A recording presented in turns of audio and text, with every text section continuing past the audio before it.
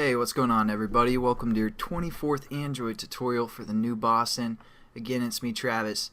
And what we're going to do in this tutorial is basically just kind of clean up this little activity with some padding. I'm going to introduce you to that method, as well as kind of move this toggle button up a little bit or cut off the bottom a little bit for the most part.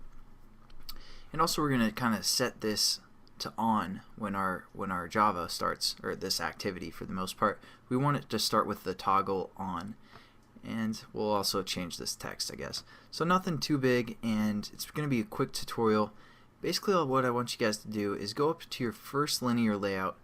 This is the one that will fill the whole screen and defines everything else within it. And just add a line of code within the opening bracket. Pretty simple. We're going to say Android padding, and we're going to put like 10 dp, something like that. Well, let's do like 25 dp. Just so we get a desired result. There you go. There's just a 25 density pixels of padding throughout this whole linear layout that defines the whole basically edge of this XML layout.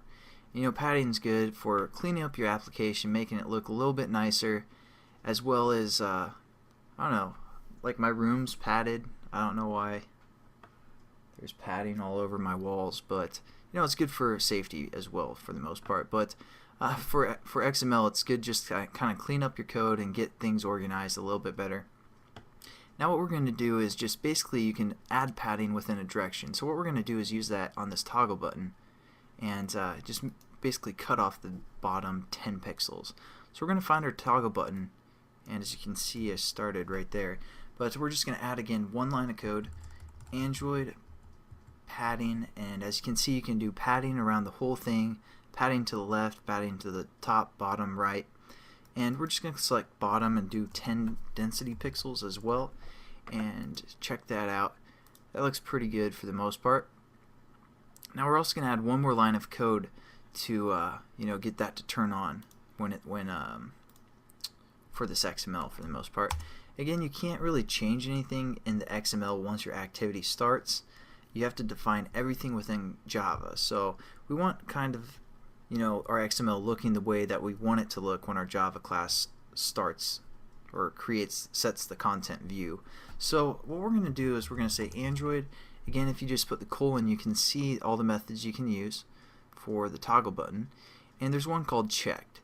We're going to set checked equal to true. And you can set that equal to true or false. Basically, if it's false, it would be off, and true, it's on. So there we go. That looks pretty good. Let's set this button up now to, or just change the text to try command. And hopefully this will all make sense what I'm actually building here in the next tutorial, where we kind of define everything or set up the Java and build our application. I'm also going to change this button reference. I thought I said you guys might have it changed already, but I'm going to say TG, or I'm sorry, toggle button TB, and we're going to call it password. I believe I said that. I don't know if I did or not, but just change the reference to TB toggle button password for the most part, and then we're good to go. And I will see you guys in the next tutorial where we're going to start with the Java. So I'll catch you guys then. Have a good one.